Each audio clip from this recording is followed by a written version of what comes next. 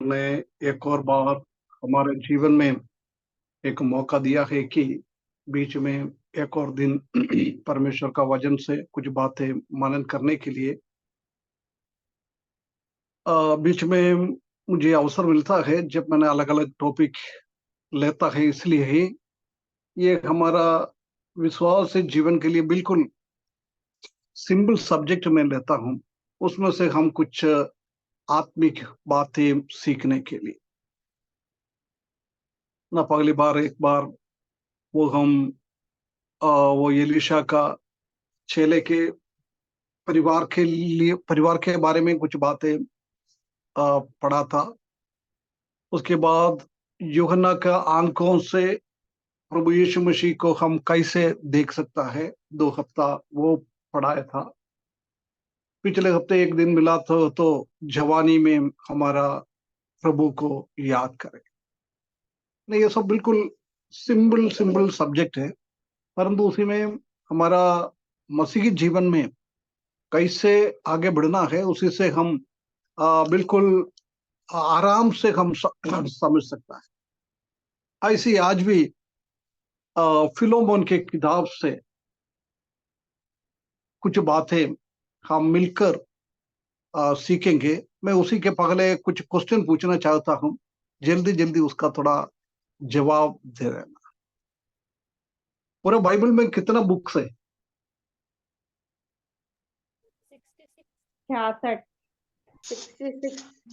66 book है ना। ये बुक को कितना रीति में डिवाइड कर सकता है? 27 और 39। बोलिए बोलिए। 27 और 39। हाँ, वो 39 कौन सी बुक है? उसको क्या बोलता है? पुराना नियम। 39 पुराना। और 37 बुक 27 नया नियम। नया ना। नया नियम में नया नियम को भी हम अलग अलग तरीके से डिवाइड कर सकते हैं ना। मालूम है नया नियम का डिवीजन?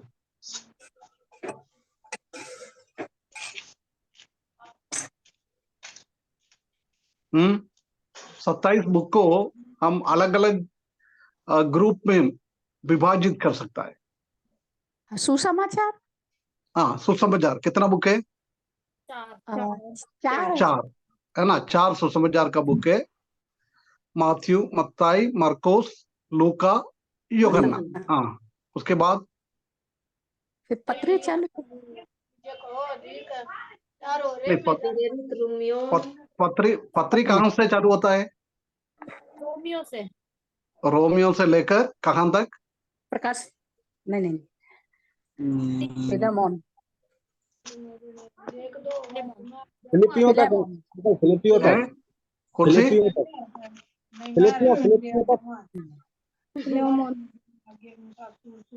नहीं, रोमियो से लेकर इब्रानियों तक। इब्रानी नहीं। और आगे बढ़ो। याकूब। और आगे बढ़ो। यहूदी तक है ना। यहूदी तक, यूदा तक है ना। ये कितना कितना पत्री है? 21 पत्री है ना। अभी इसके बीच में एक छूट गया। वो कौन सी किताब छूट गया?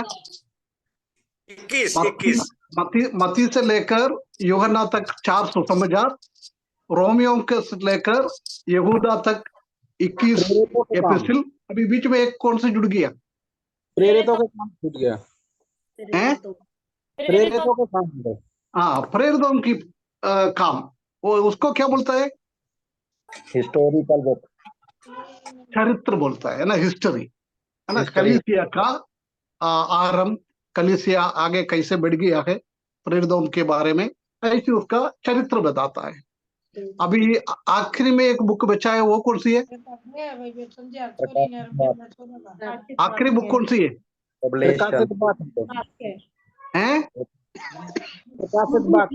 प्रकाशित वाक्य। वो बुक को क्या बोलता है? Prophecy book. प्रोफेसी है ना। प्रोफेसी का बुक। पुराना नियम में तो प्रोफेसी का बुक बहुत सारा है। है ना, यशायाह से लेकर मलाकी तक बहुत सारा है, परंतु नया नियम में प्रोफेसी का बुक सिर्फ एक ही है, वो प्रकाशित वाक्य। अच्छा, अभी एपिस्टिल ने कितना लोग लिखा है? कौन कौन लिखा है एपिस्टिल्स? पत्रिका कौन कौन लिखा है? पौलुस ने। पौलुस और यूहन्ना, पतरस, यूहन्ना ने लिखा, पतरस ने लिखा है, और यहूदा ने लिखा है, याकूब, है ना। 5 प्रेरितों ने मिलकर पत्रिकों को लिखा है। इसमें से सबसे ज्यादा किसने लिखा है? पौलुस ने लिखा है। पौलुस कितना एपिस्टल्स लिखा है? 13। पौलुस ने 13 लिखा है, और पतरस ने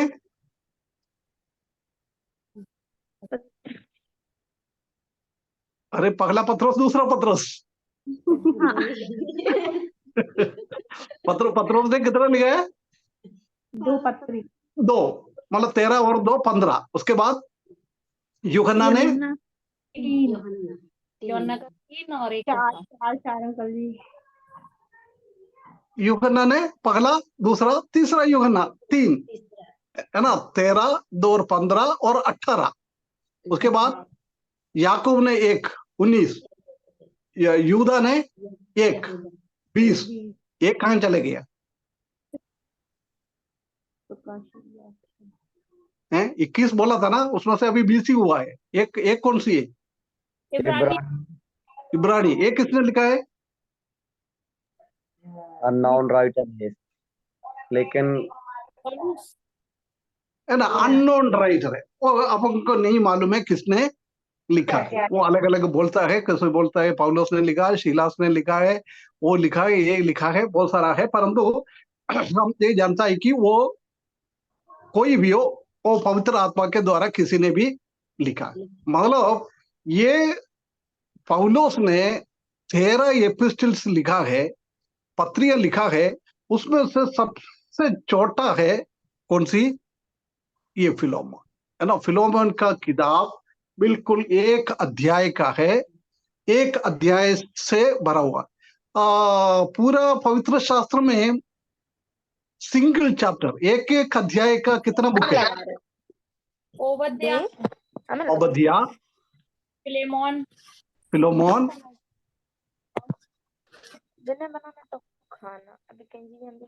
याकूब। याकूब।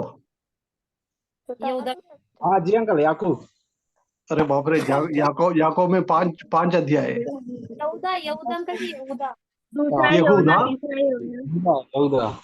यहूदा और दूसरा यूहन्ना, तीसरा यूहन्ना। दूसरा यूहन्ना, तीसरा यूहन्ना ना। ये कम से कम है ना, इतना तो जनरल नॉलेज होना चाहिए। हम मसीह की बोलता है, हम पवित्र शास्त्र, हमारा पवित्र शास्त्र है, परंतु उसी का कम से कम इतना जानकारी तो हमको होना चाहिए, है ना। कितना कम से कम नया नियम का थोड़ा जानकारी होना। पुराना भी ऐसा हमको इनकार नहीं करना है, पुराना नियम का भी जानकारी होना चाहिए, परंतु कम से कम नया नियम का जानकारी तो होना चाहिए, है ना। इसमें सबसे छोटा बुक है कौन सी? फिलोमन। ब्रदर किसका है वो थोड़ा म्यूट कर लेना, किसका आवाज अभी आ रहा है।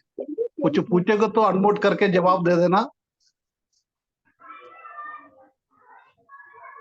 है ना। फिलोमन का किताब। बाकी पौलुस ने कितना पत्री लिखा है, सब में इतना अच्छी अच्छी बातें लिखा हुआ है। बहुत सारा डॉक्ट्रिन, बहुत सारा सिद्धांत, बहुत सारा चीजें, रोमियो से लेकर फिलोमोन तक बहुत सारा लिखा है। परंतु फिलोमोन में ऐसी हम कोई उपदेश नहीं देखता है। बाकी साइंस पढ़ने वाला बच्चों को मालूम है ना, साइंस में 2 होता है ना, एक थियरी होता है, एक प्रैक्टिकल होता है ना। नर्सिंग का स्टूडेंट है, महिमा है, ये सब नर्सिंग पढ़ने वाला बच्चा लोग है ना, उनको भी सबको थियरी एक होता है, एक प्रैक्टिकल होता है। है ना। ऐसे ही पौलुस ने 13 एपिस्टल्स लिखा है, उसमें से 12 एपिस्टल में अधिकतर थियरी, अधिकतर क्या लिखा है, थियरी लिखा है। परंतु फिलोमोन के किताब में कोई थियरी नहीं दिखता है, उसी में पूरा का पूरा प्रैक्टिकल है, पूरा पूरा प्रैक्टिकल। पौलुस ने अलग पत्रिकों में क्या क्या लिखा है उसी का पूर्तिकरण, एक अनुभव हम इस किताब में देख सकते हैं। छोटा भी किताब है, कई हफ्ता हम ले लेंगे तो भी एक कदम नहीं हुआ, कदम नहीं होता है। पौलुस का भी बहुत सारा गुण इस किताब में हम देख सकता है, और कई पत्री में इतना गुण हम पौलुस का नहीं देख पाता है, और कई टाइम मिलेगा तो हम उसे वो सब थोड़ा देख लेंगे। उसके बाद फिलोमोन का भी बहुत सारा गुण इसी में लिखा है। कोई बोल सकता है कि ये फिलोमोन को पौलुस ने ये पत्री क्यों लिखा है? वो नहीं, एकदा का भाई ब्रदर है क्या? जी अंकल जी। अच्छा अच्छा, बेटा बैठ के सुन लेना। है ना अपन। क्या पूछ रहा था मैंने, क्यों लिखा है?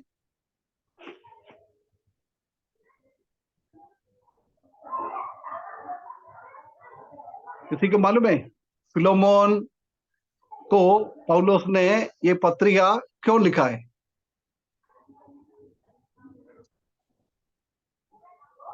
ठीक है, पौलुस उसी टाइम हम जानता है ना, बहुत सारे घर पे गुलाम लोग रहता था, गुलाम लोग, है ना। ये एक फिलोमोन एक बहुत एक अमीर व्यक्ति था, कोलोसिया टाउन का नगर में एक बहुत अमीर एक व्यक्ति था फिलोमोन। फिलोमोन के घर पे एक गुलाम था ओनेसिमोस करके। क्या नाम है, क्या नाम है बोला? उनेसिमुस। ओनेसिमोस है, ओनेसिमोस करके एक गुलाम था। उसने क्या कर दिया है, फिलोमोन के घर से कुछ चीज चोरी करके उधर से भाग गया। उधर से भागने के द्वारा उसको रोम में जाकर उसको कोई पुलिस वाले ने पकड़ लिया। उसको पकड़कर उसी टाइम पौलुस भी बंदी गृह में पड़ा हुआ था सुसमाचार सुनाने के कारण। उनके पास ये ओनेसिमोस पहुंच गया। ओनेसिमोस एक पापी थे, एक चोर थे। उनका स्वामी को कुछ गलत काम करके भगा हुआ एक आदमी था।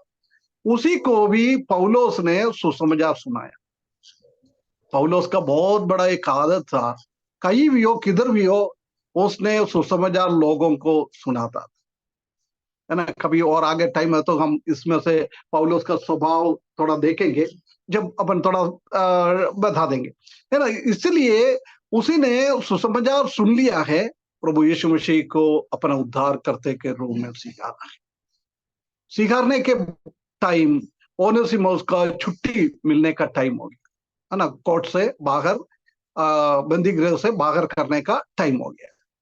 जब उसी को बंदी गृह से बाहर जा रहा था, जब पौलुस ने ये पत्री ओनेसिमोस के बारे में फिलोमोन को लिख के भेजा है, अभी देख तुमसे कुछ गलती करके ये भाग गया है, परंतु अभी वो प्रभु यीशु मसीह को उद्धार करते के रूप में स्वीकारा है। अभी सिर्फ तुम्हारा दास नहीं है, दास से भी बढ़कर तुम्हारा भाई, वो भी प्यारा भाई। इसलिए तुमको क्या करना है, इनको वापस लेना है। यही फिलोमोन को ये लिख रखा है। अभी हम जल्दी की जल्दी उसमें से कुछ 10 बातों हम सीखेंगे। बिल्कुल सिंपल है, हम सब जल्दी समझ सकता है, इसलिए ज्यादा बोलने का जरूर नहीं है, सिर्फ पॉइंट बोलते मैं चले जाऊंगा। उसी का पहला पद में क्या लिखा है? पौलुस की ओर से जो मसीह यीशु का कैदी है, और भाई तीमुथियुस की ओर से हमारे प्रिय सहकर्मी फिलेमोन, और दूसरा भी, और बहन अप्फिया और हमारे साथी योद्धा अर्किपुस और फिलेमोन के घर की कलीसिया के नाम। है ना, इधर एक चीज लिखा है फिलोमोन की घर के बारे में। वो फिलोमोन का घर पे उनका पत्नी का नाम था अफिया और उनका बेटे का नाम था अर्किपुस। ये तीनों मिलकर रह रहा है। वो घर में क्या है, कलीसिया भी, घर पे कलीसिया भी। इसमें से हम ये समझ सकता है कि ये हम सीख सकता है कि हमेशा हमारा घर परमेश्वर का महिमा के लिए यूज करना है। क्या सीख सकते हैं इसमें से? पहला पॉइंट, हमेशा हमारा घर परमेश्वर का महिमा के लिए यूज करना है। हमारा घर का दरवाजा हमेशा खुला रखना चाहिए प्रभु का काम के लिए, प्रभु को महिमा करने के लिए। ऐसी हमेशा हमारा घर खुला होना चाहिए। हम जानते हैं कि हमारा घर का इनाग्रेशन होता है ना, जिस आरंभ नया मकान में हम प्रवेश करता है, जब क्या है सब लोग ऐसी बोलता है कि ये घर परमेश्वर का महिमा के लिए रखे, ये घर का दरवाजा हमेशा सुसमाचार के लिए और प्रभु का सेवा के लिए रखे। ये हम चाहता है हमेशा। इधर हम देख सकते हैं कि ये फिलोमोन उसी घर का उसी एरिया का बहुत बड़ा एक धनी व्यक्ति है, क्योंकि उनके पास बहुत सारा गुलाम था, सब था, धनी व्यक्ति था। धनी व्यक्ति के हिसाब से इनका घर भी बहुत अच्छा मेंटेन करता था। परंतु इधर हम देख सकते हैं कि अधिकतर इसी कलीसिया में गुलाम लोग किसने परमेश्वर का वचन सुना है, गरीब गरीब लोग आता था। समझ ले, एक गुलाम कभी भी चप्पल भी नहीं पहन सकता है, नंगा पावों में चलता है। ऐसे समझ लो फिलोमोन के घर पे अच्छा टाइल्स सब लगा हुआ है। ये लोग मिट्टी से चलकर आता है, उसी का पाव का गंदगी उसी के घर पे आ जाता है। उन लोगों को पहनने के लिए अच्छा कपड़ा भी नहीं है, गंदा कपड़ा है। ये सब पहन के ये लोग, गरीब लोग, प्रभु की महिमा के लिए, आराधना करने के लिए आता है। उसके बाद भी पौलो फिलोमोन ने अपना घर खराब होता है, उसको मालूम है। अगले दिन उसको बहुत मेहनत करने के बाद वो साफ सफाई हो जाएगा, उसके बाद भी परमेश्वर का महिमा के लिए यूज करता। आजकल हम जानता है कि हमारा कलीसिया में कोई गरीब लोग आ जाएगा तो हम उसको इतना महत्व नहीं देता है। कोई शेड्यूल कास्ट से कोई प्रभु में लोग आ जाता है, उसको भी इतना इम्पोर्टेंस नहीं देता है। ठीक है, अपन नॉर्थ इंडिया में इतना प्रॉब्लम नहीं है, परंतु केरला में चले जाएगा तो ये बहुत गंभीर रीति से वो लोग देखता है। ऐसी ये कई कई पुराने टाइम में कलीसिया में कोई शेड्यूल कास्ट में से प्रभु में आएगा तो उनके लिए अलग एक छोटा सा बना के उधर जाके वो आराधना करता। ऐसी एक हालत उसी टाइम में था। परंतु फिलोमोन के घर पे हम देख सकता है कि ये सब ऐसी हालत में ही था। उसके बाद भी उसने अपना घर परमेश्वर का महिमा के लिए, परमेश्वर का महिमा के लिए यूज किया। मेरा बात सुनने वाला भाई बहनों, हमारा घर परमेश्वर का महिमा के लिए कितना खोल के देता है। कुछ लोगों को बुला के थोड़ी टाइम गाना गावे, कुछ लोगों को बुला के थोड़ी टाइम बाइबल पढ़े, कुछ लोगों को बुला के थोड़ी टाइम अपने घर पे प्रार्थना करे। कितना लोग करता है। प्रिय भाइयों बहनों, हमारा घर हमेशा हमेशा परमेश्वर का महिमा के लिए खुला होना चाहिए। परमेश्वर का दान है, हमारा घर हमारा नहीं है, परमेश्वर का दान है। इसलिए हम परमेश्वर का महिमा के लिए ये हमारा घर को यूज करना, ये परमेश्वर हमसे चाहता है ना। ये हम अच्छी तरह से समझ सकता है। परमेश्वर का महिमा के लिए, परमेश्वर का राज्य की विस्तार के लिए हमारा घर के द्वारा होना चाहिए। हमारा घर मतलब सिर्फ बिल्डिंग नहीं है, बिल्डिंग के साथ साथ उधर का रहने वाला लोग भी है ना, इधर भी वही है। उनका घर का दरवाजा तो खोल के दिया गया, साथ साथ उनका वाइफ पत्नी भी थी, उनका बच्चा भी था, सब मिलकर परमेश्वर को महिमा करता। प्रिय भाई बहनों, आने वाले दिनों में परमेश्वर हमको सगायदा करे, हमारा घर और हमारा घराना परमेश्वर का महिमा के लिए जिए। यहोशू ने बोला है, आप लोग कहीं भी जाओ, मूर्ति के पीछे जाओ, उसी देश में कहां से तुम लोग ने निकला है वापस उधर जाओ, कुछ भी करो, परंतु मैं और मेरा घराना हम प्रभु का सेवा करें। ये हमारा निर्णय होना चाहिए, मैं और मेरा घराना। हम हमारे घर के साथ परमेश्वर का सेवा के लिए लगा रखें। हमारा घर प्रभु का महिमा के लिए खोल के देने को थोड़ा खर्चा भी हो जाता है ना। भाई लोग आएगा तो चाय पिलाना पड़ेगा, कुछ नाश्ता खिलाना पड़ेगा, है ना, कुछ लेट हो जाएगा तो कुछ खाना भी खिलाना पड़ता है। ये सब प्रभु का महिमा के लिए होना है, कंजूसी नहीं करना है। क्या है, वही दाल रोटी है, दाल रोटी, दाल चावल है, दाल चावल, क्या है उसी को हम शेयर कर, है ना। ऐसा नहीं सोचना है कोई घर पे आएगा तो मछली चाहिए, मटन चाहिए, नहीं तो पनीर का सब्जी चाहिए, अंडा करी चाहिए, यही चाहिए, यही हम दूसरों को दे सकता है, ऐसा नहीं।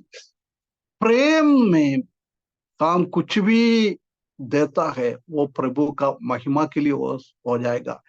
उसके बाद भी एक और बार हमको ध्यान रखना है, हम कई लोगों के साथ सुसमाचार सुनाता है, प्रभु में लोग आता है, गरीब लोग होता है, उनका उधर जाके हमको जाएगा तो एक अच्छा कप नहीं होगा चाय पिलाने के लिए, एक नाश्ता रहेगा तो अच्छा एक बर्तन नहीं होगा, परंतु उसको भी हमको खाना है, उसी के साथ हमको बैठना है।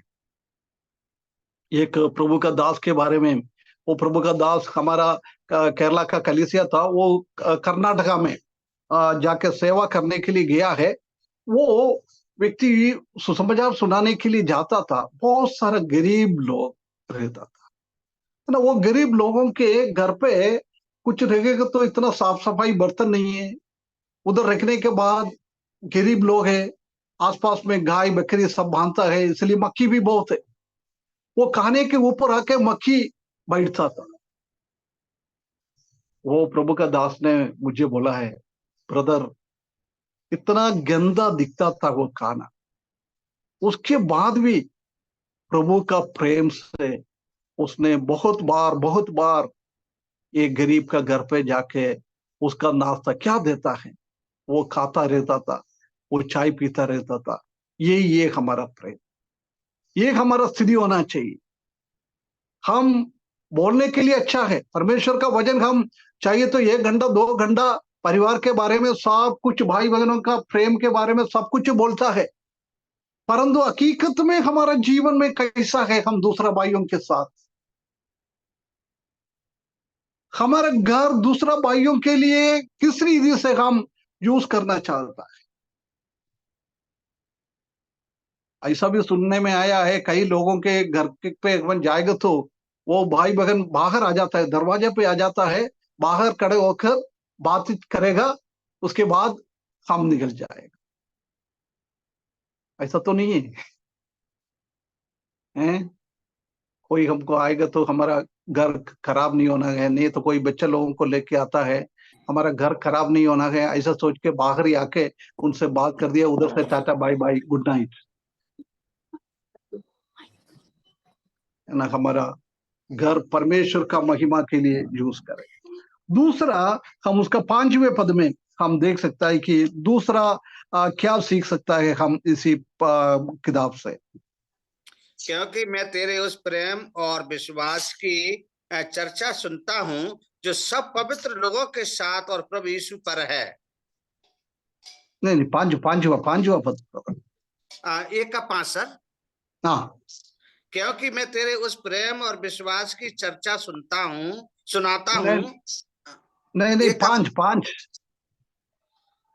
1 का 5 ही पढ़ रहा हूँ सर। मेरा इसमें तो सदा परमेश्वर को धन्यवाद करता हूँ और अपनी प्रार्थनाओं में भी तुझे स्मरण करता हूँ, वही है ना 5। अंकल चार छोटा है ये। में, चार इसमें में अलग है। वही 11 है। 1 का 5। अच्छा, आपके उसमें 4 है। नहीं नहीं, नहीं, एक का आप पाँच है। एक का 5 पढ़ रहे हो, इधर मैं में 1 का 4 है 5 इसका। मैं 1 का 5 पढ़ रहा हूँ सर, आपने 4 पढ़ा था। अरे यार, मैंने क्या है, ये थोड़ा बड़ा अक्षर होना चाहिए, इसलिए मैंने कंप्यूटर में से प्रिंट आउट निकाल के पढ़ता हूँ। इसी में 5 में वो लिखा है। जी सदा सर। ठीक है, कोई बात नहीं है, 4 हो 5 हो, कोई पद है। सदा परमेश्वर को धन्यवाद करता हूँ और अपनी प्रार्थनाओं में भी तुझे स्मरण करता हूँ। हमारा परिवार ऐसे एक परिवार होना चाहिए, हमेशा प्रार्थना करने वाला लोग, है ना। परमेश्वर के लिए एक दूसरे से प्रार्थना करना, ये बहुत अनिवार्य की एक बात है। बहुत बार हमारा व्हाट्सएप में सब में ग्रुप में प्रार्थना करने के लिए बहुत सारा टॉपिक आता है। हम क्या है, ऐसी वो प्रार्थना का निशान है ना, वो डालकर खत्म करता है।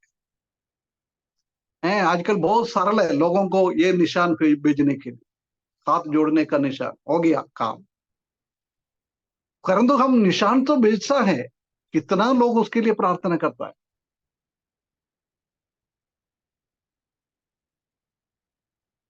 प्रिय भाइयों बहनों, एक दूसरे से प्रार्थना करना बहुत जरूरी है। हम जानते हैं कि पौलुस ने कितना कितना पत्रिके में लिखा है, हमेशा वो बोलता है मैं आप लोगों के लिए प्रार्थना करता है। और वो व्यक्तिगत के लिए भी वो लिखता है, तिमुथियुस को लिखता है, तीतुस को लिखा है, फिलोमन को लिखा है। एक व्यक्ति के लिए भी वो पत्र लिखता है, उसी में भी बोलता है मैं आपके लिए प्रार्थना करता हूं। हकीकत में प्रार्थना करता था, उसी का फल उनके जीवन में और कलीसिया में और व्यक्तिगत जीवन में मिलने के लिए हो जाता। वो भी नहीं, पौलुस सबके लिए प्रार्थना करता था, वो भी एक एक व्यक्ति के लिए नाम बोल के प्रार्थना करता था। वो नहीं, वो और लोगों को प्रोत्साहन करता था प्रार्थना करने के लिए। ये दोनों हमारे जीवन में बहुत जरूरी। वो कलीसिया को बोलता था मेरे लिए प्रार्थना करो, मेरा सुसमाचार का कामों के लिए प्रार्थना करो। अभी फिलोमन के छोटा सा किताब है, उसमें भी आखिरी में लिखा है मैं तुम्हारे पास आना चाहता है, उसके लिए भी तुम प्रार्थना कर, मैं तुम्हारे लिए प्रार्थना कर रहा हूं। परंतु एक बात, पौलुस ने कितना प्रार्थना दूसरे के लिए किया है, कभी भी उनका शारीरिक जरूरतों के लिए कभी उसने प्रार्थना नहीं किया है। पौलुस का कितना प्रार्थना है, इफिसुस का किताब में, फिलिपियों की किताब में, उधर सब दूर पौलुस का लंबा लंबा प्रार्थना है। परंतु पौलुस यही चाहता था कि लोग आत्मिकता में आगे बढ़ते जाए। परंतु आजकल हम क्या क्या प्रार्थना करता है, बौद्धिक जरूरतों के लिए। वो मैंने ऐसा नहीं बोल रहा वो गलत है, अच्छा है, परंतु उससे बढ़कर हम उन लोगों का आत्मिक बातों के लिए प्रार्थना करना, है ना। अभी हम प्रार्थना करेंगे तो बीमार के लिए, किसका शादी नहीं हुआ है उनका शादी के लिए, पारिवारिक जीवन अच्छा होने के लिए, बच्चों का पढ़ाई के लिए, बच्चों का भविष्य के लिए, बच्चों का अच्छा जीवन साथी मिले, धन मिले, घर बनाए, गाड़ी चाहिए, ऐसी ऐसी चीजों के लिए हम आजकल प्रार्थना का विषय शेयर करता है। कोई भी ऐसा नहीं सुना है कभी भी आत्मिक चीजों के लिए प्रार्थना करने के लिए हम एक दूसरे से मिलता है, बात करता है। कितना लोग बोलता है मेरा आत्मिक उन्नति के लिए आप प्रार्थना करें, कोई बोलता है किसी से मेरा आत्मिक उन्नति के लिए, मेरा परिवार का आत्मिक उन्नति के लिए आप लोग प्रार्थना करें। और हम दूसरों का प्रार्थना करता है, कितना लोगों का आत्मिक उन्नति के लिए हम प्रार्थना करता है, आत्मिक उन्नति के लिए प्रार्थना करना है। नया नियम में हमने कभी भी नहीं देखा है कोई भी हमारा भौतिक जरूरतों के लिए प्रार्थना करने का कई विषय हम नहीं देखता है। प्रभु यीशु मसीह ने भी वो प्रार्थना सिखाया था ना, मेरा स्वर्गीय पिता स्वर्ग में विराजमान, ऐसे है ना, माय हेवनली फादर। उसी में सब कुछ आत्मिक बातों के लिए बोला है। सिर्फ एक ही शब्द उसने अपना भौतिक जरूरत के लिए, रोज का हमारा रोटी दे, बाकी सब आत्मिक बातें। हमारा प्रार्थना दूसरों के लिए प्रार्थना करने के टाइम दूसरों का आत्मिक बातों के लिए, उसका विश्वास में आगे बढ़ने के लिए, परमेश्वर का वचन में दृढ़ होने के लिए है, परमेश्वर की संगति में मिलने के लिए, आराधना में मिलने के लिए, प्रार्थना मीटिंग में लोगों को जुड़ाने के लिए,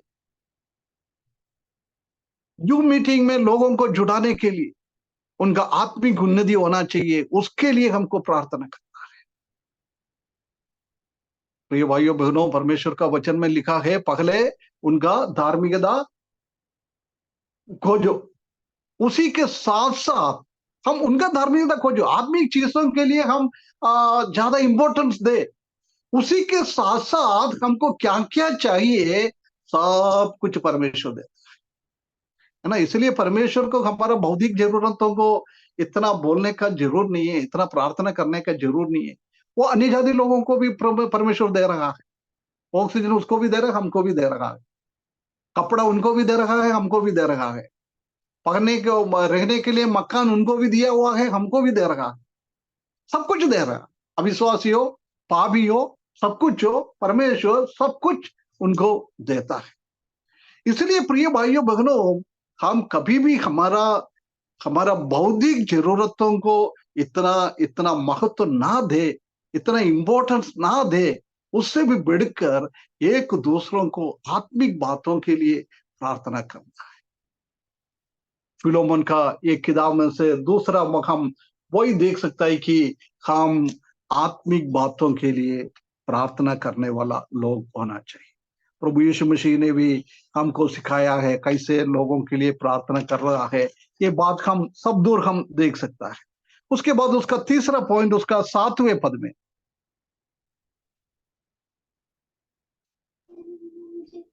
क्योंकि हे भाई, मुझे तेरे प्रेम से बहुत आनंद और शांति मिली है, इसीलिए कि तेरे द्वारा पवित्र लोगों के मन हरे भरे हो गए हैं। है ना। इधर हम देख सकते हैं कि हमारे विश्वासों के द्वारा हमने प्रभु यीशु मसीह को अंगीकार किया, विश्वास के द्वारा दूसरों को अनुग्रह पाना चाहिए। Our faith is a blessing to others. हमने प्रभु यीशु मसीह को अंगीकार किया है, हम परमेश्वर का संतान बन गया है, हमारे द्वारा लोगों को अच्छा होना चाहिए, लोगों का अच्छा के लिए हमको काम करना। इधर हम देख सकते हैं कि उसने क्या लिखा है, मुझे तेरे प्रेम से बहुत आनंद और शांति मिली है। देख, प्रेम करने वाला एक व्यक्ति है, इसलिए कि तेरे द्वारा पवित्र लोगों को मन हरे भरे हो गया है। हमारा बातों के द्वारा, हमारा कामों के द्वारा वो दूसरों को हृदय को ठंडा करने वाला लोग होना चाहिए। इधर अलग कई भाषाओं में ऐसा लिखा है, हृदय को ठंडा किया है। हम जानते हैं कि इधर पहले मैंने याद दिलाया, अधिकतर गुलाम लोग हैं। हम जानते हैं कि उसी जमाने में गुलाम लोगों को इतना मार मार के काम करवाता था, बहुत मारता था, गाली बकता था। कोई उसको उनके घर पे कहाँ काम करता है, ऐसी कोई शांति नहीं मिलता। परंतु जब उन लोगों ने 6 दिन बाहर मारपीट मिलकर गाली सुनकर काम किया है, परंतु 7वें दिन जब फिलोमोन के कलीसिया में आराधना के लिए आता है, फिलोमोन का स्वभाव और उनका पत्नी का बातें और उनका बच्चों का बातें सुनकर 6 दिन उनका हृदय कामों के द्वारा, मारपीट के द्वारा इतना इतना गर्म होके इनका घर पे आ जाता है। जब प्रिय भाइयों बहनों फिलोमोन ने और उनका घर वाले ने उनसे बात करता है, जब उनका हृदय में इतना सांत्वना आता है, इतना सांत्वना, इतना एक ठंडा का अनुभव, गर्मा हुआ गर्माहट हृदय को इनके घर पे आ जाएगा तो वो एक ठंडा का अनुभव, एक रिफ्रेशमेंट, एक विश्राम उनका हृदय में मिल जाता है। ये हमारा जीवन में भी होना चाहिए। हम आजकल जानता है कि कई कई कई कई कलीसिया में एक दूसरे का हृदय को दर्द देने के लिए बोलता रहता है, काम करता रहता है। हमारा स्वभाव के कारण भाई लोगों का हृदयों को दर्द हो जाता है, गर्म हो जाता है। आजकल हम ये करता है कि जलते हुए चीजों के अंदर तेल डाल के आग बढ़ाता है ना, वही करता है ना हम। एक दूसरा भाई के बीच में कुछ गलत बात ऐसी ऐसी करता रहता, कुछ झगड़ा करता रहता, तो हम एक एक को बुला के क्या करता है, उसको थोड़ा और स्क्रू टाइट करता है, और करो यार, और करो, और करो, है उसको गरम और गरम देता है। परंतु इधर हम देख सकते हैं कि ये ऐसी लोगों को ठंडा देने वाला, आग के अंदर पानी डालने वाला लोग थे इसी कलीसिया का। परंतु हम आग के अंदर तेल डालता है, तेल डालता है, पेट्रोल डालता है ना, डीजल डालता है, और आग आग लग जाओ। प्रिय भाइयों बहनों, हमारे जीवन के द्वारा दूसरों को कुछ आशीष मिल पाए, उन लोगों का हृदय थोड़ा ठंडा हो जाए, गर्माहट लोग हमारे घर पे आ जाएगा तो, हमारे साथ संबंध में आ जाएगा तो, हमारे स्वभाव के द्वारा, हमारे कामों के द्वारा, हमारा बातचीत के द्वारा उनका हृदय में एक ठंडा का अनुभव, एक सांत्वना का अनुभव, एक विश्राम का अनुभव उनका हृदय में होना चाहिए। ये परमेश्वर हमसे चाहता है। प्रिय भाइयों बहनों, हम दूसरों को कभी भी एक दूसरे से झगड़वाना, एक दूसरे के ऊपर हमको गुस्सा होना, मनुष्य कुछ गलत हो जाता है, परंतु हम बिना गुस्से से उसको सांत्वना के साथ उनसे बात करना है। परमेश्वर यही हमसे चाहता है। हम हमारा कामों के द्वारा, हमारा विश्वास के द्वारा दूसरों को आशीष मिल पाए, दूसरों को आशीष मिल पाए। प्रिय भाइयों बहनों, हम कम से कम ठंडा नहीं करेगा तो भी उसी को आग बढ़ाने का काम मत कर।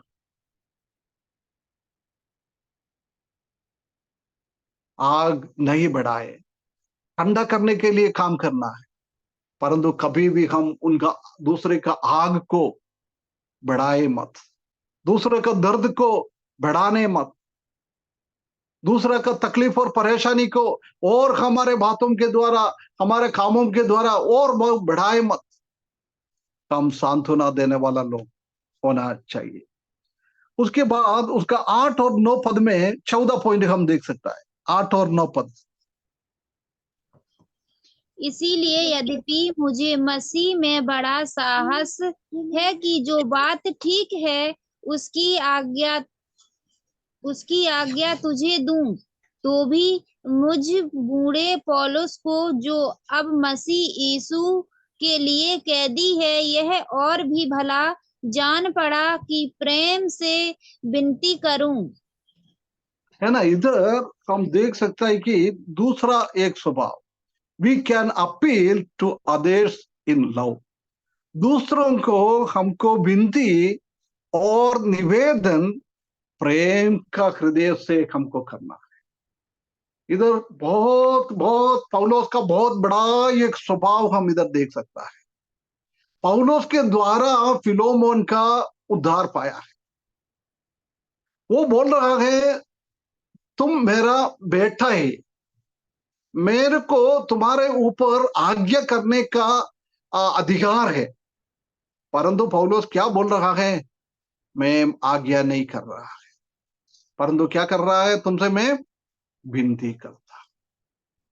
देख कितना एक अच्छा स्वभाव, एक अच्छा स्वभाव। बोलने का अधिकार था, आज्ञा देने का अधिकार था उसमें, परंतु उसने वो अधिकार को यूज नहीं किया है। फिलोमोन से वो विनती करता है ओनेसिमोस के लिए, ओनेसिमोस को वापस लेने के लिए वो विनती करता है।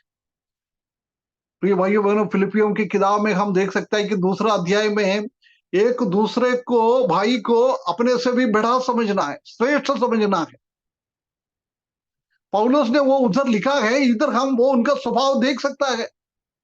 फिलोमोन उनसे कितना छोटा है, ओनेसिमोस उनसे कितना, उनका कंपेयर में बहुत नीचे की अवस्था में है, उसके बाद भी फिलोमोन से भी प्रेम से वो बात कर रहा है, ओनेसिमोस को भी वो प्रेम से बात कर रहा है, एक दूसरों को श्रेष्ठ समझता है। परंतु हमारा स्वभाव क्या है? हम हमेशा यही चाहता है कि सबके ऊपर मैं रहूं, बाकी सबको मेरे नीचे करूं, है उसके लिए हम कोशिश करता है। हमारे पास कोई कैपेबिलिटी है नहीं है, कोई ऐसा एबिलिटी नहीं है, परंतु उसके बाद भी हमारे पास है नहीं है तो हम कोशिश करता है वो करने के लिए, क्योंकि दूसरे के सामने मैं थोड़ा बड़ा हो जाऊं। प्रिय भाइयों बहनों, हम दूसरे को अपने से भी बड़ा समझकर उनके साथ प्रेम से बात करने वाला लोग होना चाहिए। ये फिलोमोन के साथ कितना प्रेम से वो पौलुस बात कर रहा है, ऐसी हमारे जीवन में भी एक दूसरों को प्रेम से, शांति से बात करने वाला लोग होना चाहिए।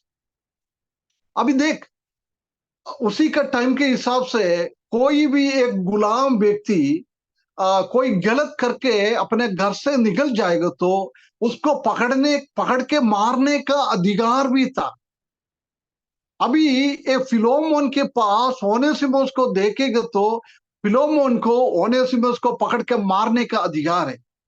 कभी उसी को मार डालेगा तो भी उसी के विरुद्ध में कोई भी कंप्लेंट नहीं आएगा। ऐसी एक टाइम था उसी टाइम। परंतु इधर हम देख सकता है कि दूसरा कोई है तो बोलता था, अरे तुमको तो करना ही है, उसने ऐसा ऐसा काम करके गया ना, उसको मार डालो यार, उसी को और पकड़ के मारो और पुलिस में कब्जा करवा दो। हम वो तो ऐसी ऐसी सुझाव देता था लोगों को।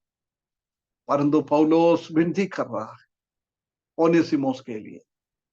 कितना एक ऊंचा पोजीशन है उनके पास, ये फिलोमोन की उसने उद्धार के रास्ते में लेके आया है, ओनेसिमोस को भी उनका रास्ते में प्रभु में लेके आया है। परंतु वो बहुत बहुत प्रेम से वो बात करता है। प्रिय भाइयों बहनों, हम एक दूसरे के साथ कैसी हम बात करता है? हम प्रेम में दूसरे से बात करता है क्या? हमारा बात सुनकर उनका हृदय में सांत्वना का अनुभव हो जाता है, ये हम देखना है। वो नीति वचन में शलोमोन ने 18:23 में लिखा है, एक दरिद्र व्यक्ति हमेशा हमेशा एक निवेदन की बातों के द्वारा ही बात करता है, क्योंकि घमंड के साथ बात नहीं करे, बिल्कुल नम्रता के साथ बात करता है। हम दूसरों से, हमारा भाइयों से हम बात करता है, ऐसी लिखना चाहिए हम एक दरिद्र हो, हम उनसे नीचे हो, ऐसी समझ कर हम बात करना है। ऐसी बात करेगा तो कोई गर्माहट अनुभव में कोई आता है, वो भी शांत हो जाता है, शांत हो जाता है। और नीति वचन 15:1 में लिखा है, एक व्यक्ति का ठंडा जवाब, बिल्कुल सॉफ्ट मृदुल स्वभाव में हम बात करेंगे तो कितना भी राजा गुस्सा होकर हमके मारने के लिए आता है, हमने उसके सामने बिल्कुल नम्र होकर बात करेगा तो वो राजा का गुस्सा भी चेंज हो जाएगा। प्रभु का विश्वासी लोगों का यही काम था।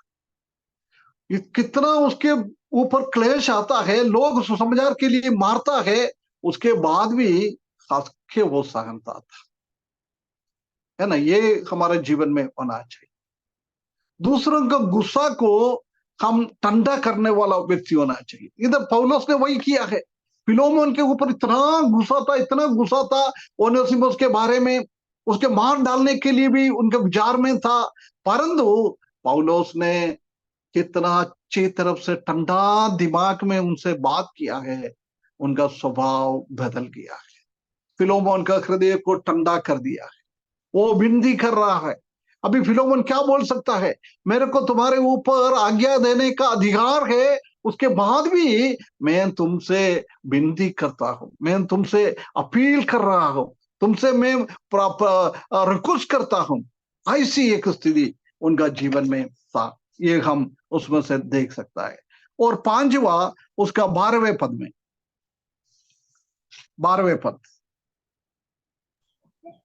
उसी को अर्थात जो मेरे हृदय का टुकड़ा है मैंने तेरे पास लौटा दिया है ना। उधर क्या लिखा है? उसी को अर्थात जो मेरे हृदय का टुकड़ा है, मेरे हृदय का टुकड़ा है। We are encouraged to love like Jesus. प्रभु यीशु मसीह की जैसी दूसरों को प्रेम करने के लिए हमको सीखना चाहिए। इधर क्या बोल रहा है? ओनेसिमोस के बारे में बोल रहा है। वो ओनेसिमोस एक गुलाम है, कोई पढ़ा लिखा नहीं है। उसके बाद भी पौलुस उसको सुसमाचार सुनाया है, वो प्रभु में आया है। जब वो बोल रहा है ये मेरा हृदय का टुकड़ा है, हाँ वाह, कितना कितना एक अच्छी बात वो चोर के लिए पौलुस बताया है। प्रभु यीशु मसीह का प्रेम पौलुस में था, वो उसको मेरा हृदय का टुकड़ा। हम जानता है कि पति पत्नी का रिश्ते में ये बात आता है, दोनों का एक ही हृदय, है ना। ऐसी अभी प्रभु में वो आया है। जब एक पति और पत्नी का रिश्ता कैसा है, ऐसी एक रिश्ता हो गया है पौलुस और ओनेसिमुस का, एक हृदय। अभी तक दोनों का अलग अलग हृदय था, अभी बोल रहा है वो मेरा हृदय का एक टुकड़ा है। दूसरों को ऐसी समझाना है, ऐसी समझना है, कितना एक अच्छी बात होता है। फिलोमोन ने, ओनेसिमुस ने ये बात सुना है, उनका हृदय में कितना सांत्वना और कितना प्रेम उसी के जीवन में मिल गया, है ना। मेरा हृदय का वो टुकड़ा है। हम दूसरों को प्रभु यीशु मसीह के जैसी प्रेम करना है। अभी बोल रहा है ओनेसिमुस को, अभी तुम गुलाम के जैसी नहीं मानना है, अभी तुम्हारा एक प्रिय भाई की जैसी मानना है।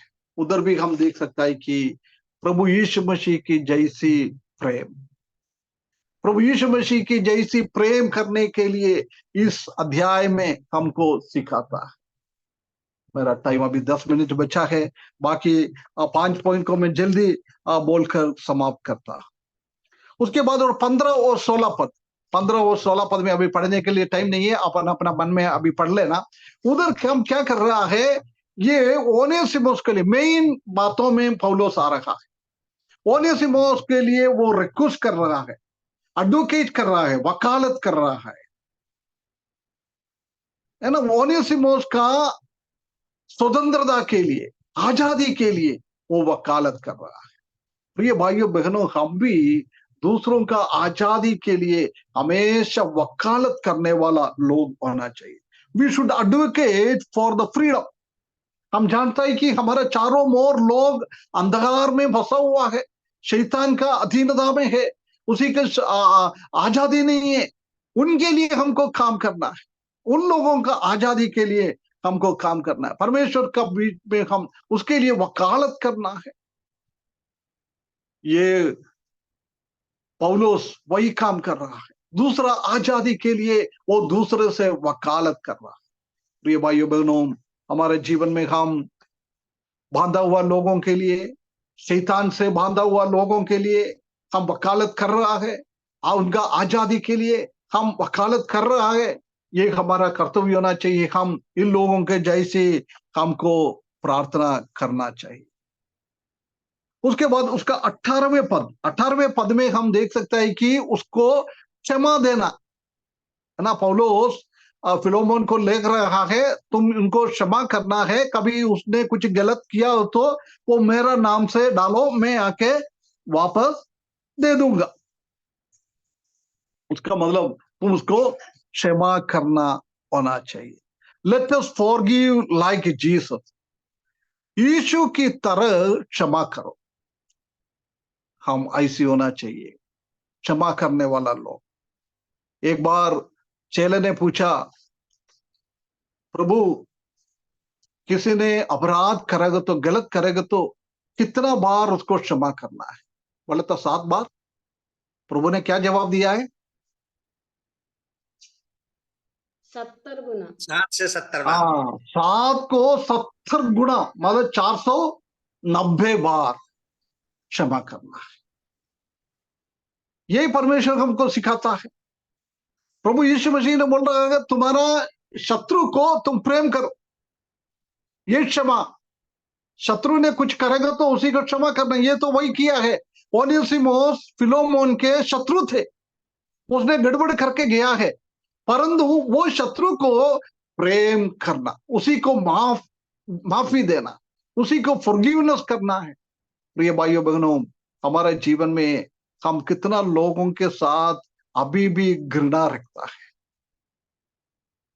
हमारे कलीसिया में आने का कई भाई भाइयों को हाथ नहीं मिलाता है, कई बहनों से बात नहीं करता है। ऐसी एक स्थिति है। कोई गड़बड़ किया तो कभी भी हम माफ नहीं करता है, वो रखते हुए हम आराधना के लिए आता है, रोटी तोड़ता है, दाखरस में से पीता है। क्षमा हमारे जीवन में है नहीं है, परंतु इसी पदों से हम दूसरे को प्रभु की जैसी क्षमा करना है। जब प्रभु यीशु मसीह कालवरी क्रूस पर पड़ रहा था, जब बोल रहा है, पिता परमेश्वर, इन लोगों ने ये क्या करता है, इन लोगों को नहीं मालूम है, इसलिए आप उनसे क्षमा करें। देख, उसी टाइम उनको मारपीटी कर रहे, उसको मार डाल रहा है, सब कुछ कर रहा है, उसके बाद वो प्रार्थना कर रहा है उनका क्षमा के लिए। प्रिय भाइयों बहनों, ऐसे क्षमा का अनुभव हमारे जीवन में, एक दूसरे को क्षमा करने के लिए परमेश्वर हमको सहायता करे। और उसका 21 पद में हम देख सकते हैं कि एक भरोसा, एक दूसरे के ऊपर भरोसा रखने वाला लोग, कोई भी संदेह नहीं है, एक दूसरे के ऊपर कभी भी संदेह नहीं रखता है। उधर लिखा है कि मैं तुमसे कुछ कहता हूं, परंतु मेरे को मालूम है तुम उससे भी कहीं बढ़कर करेगा, है ना। पौलुस ने कुछ काम करने के लिए बोले तो पौलुस बोल रहा है उससे भी बढ़कर तुम करने वाला है। अभी ओनेसिमुस को क्षमा मांगने के लिए दिएगा तो पौलुस ये कहना चाहता है कि तुम उसको क्षमा सिर्फ क्षमा करने वाला नहीं है, उससे भी बढ़कर तुम्हारी घर पे उनको लेने वाला होगा। मैं क्या कहता है, उससे भी बढ़कर करने वाला लोग होना चाहिए। ऐसे एक कॉन्फिडेंस, हम एक दूसरे भाइयों के ऊपर कभी भी संदेह ना रखे, हमेशा हम उसके ऊपर कॉन्फिडेंस हम होना चाहिए। ये बिल्कुल, ये प्रभु इनका स्वभाव ऐसी है। ये पौलुस वही बता रहा है फिलोमोन के बारे में, मैं क्या तुमसे कहता है, उससे भी बढ़कर करने वाला लोग है। हम ऐसी होता है, प्रभु ने हमसे क्या कुछ करने के लिए बोल रहा तो उससे भी बढ़कर हम करने वाला लोग होना चाहिए। हम दूसरा भाइयों के लिए वो क्या सोचता है, वो क्या चाहता है, उससे भी बढ़कर उनके लिए हम कुछ काम करने वाला, उनको प्रेम करने वाला, उनको आगे बढ़ाने वाला, उसी को प्रभु में आगे बढ़ने के लिए, उसको और प्रार्थना करने के लिए, ऐसी एक स्वभाव हमारे जीवन में होना चाहिए।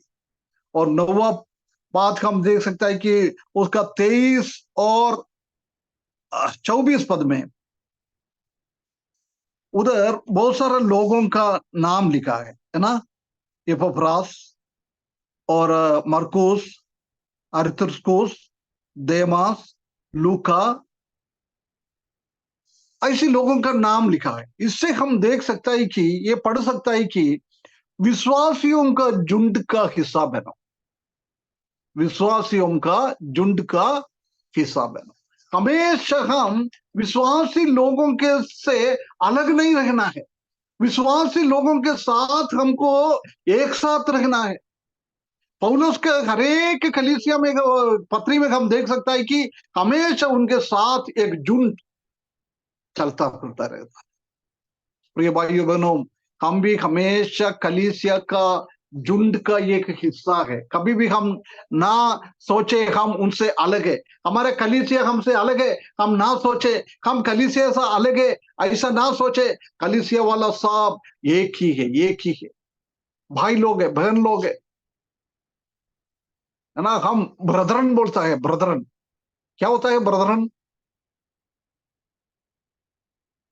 सब भाई हमारा, भाई, सब हाँ भाई भाई भाई है, हम भाई भाई है, भाई का हिस्सा। अभी वो ओनेसिमोस को बोल रखा है तुम हृदय का टुकड़ा है। ऐसी हमारा कलीसिया में जुटने वाला सब हमारा हृदय का टुकड़ा है, और हम भाई भाई। क्या होता है भाई भाई? मतलब एक माँ का उधर से जन्म होने वाला बच्चा।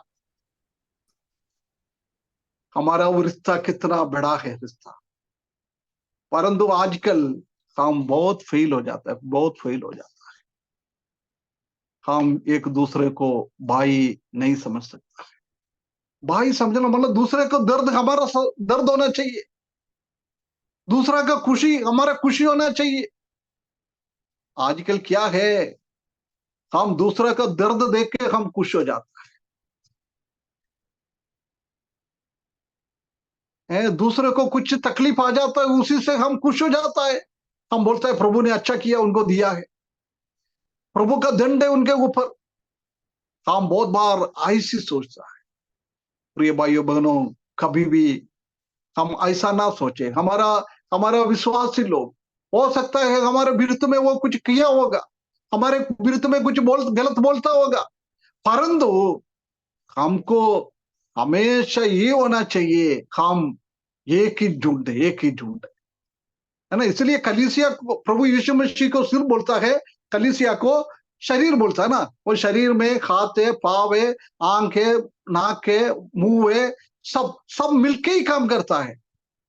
कभी भी एक अभी आंख नहीं बोल सकता है हाथ तुम्हारा काम मेरे को नहीं है ना। इसलिए प्रभु यीशु मसीह को कली शरीर बोलता है। इसलिए हम शरीर एक अंग दूसरे के अंग के साथ कैसे काम करता है हम समझता है।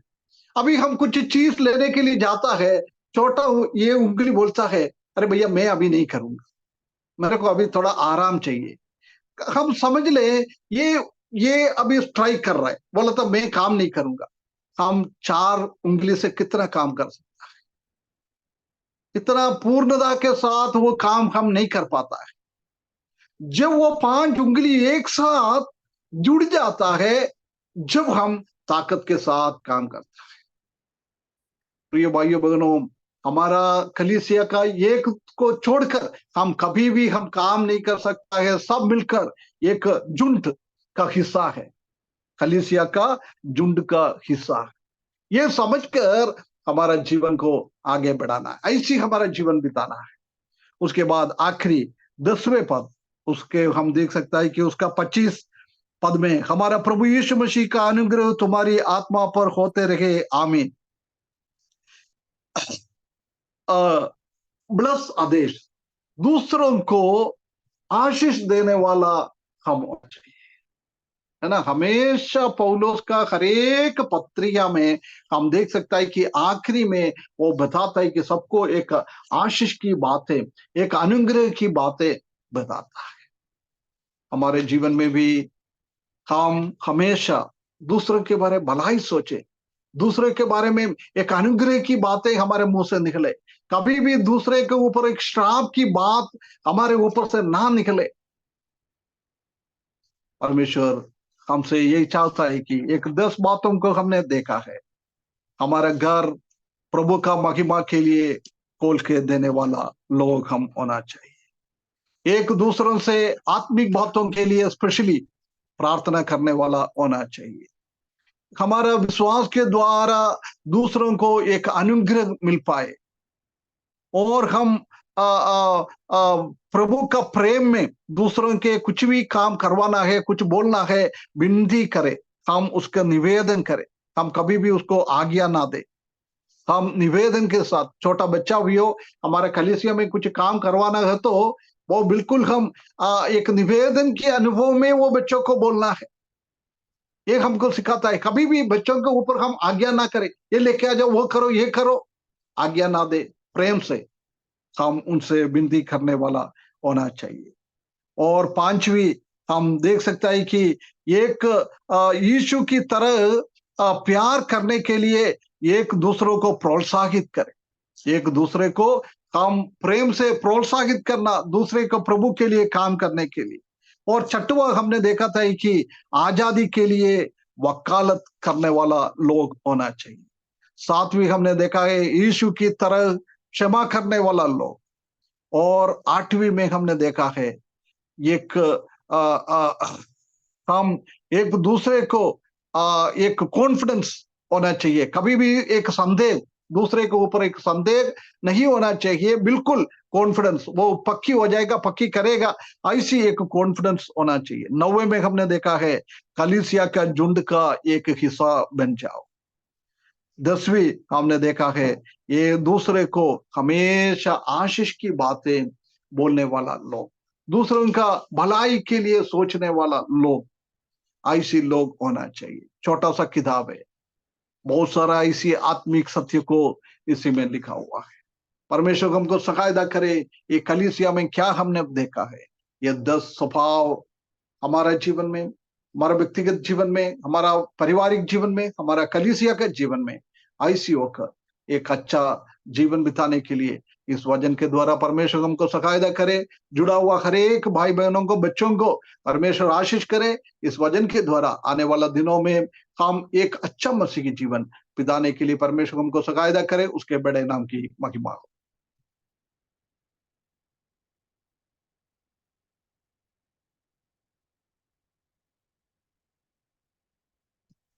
जितेंद्र भाई,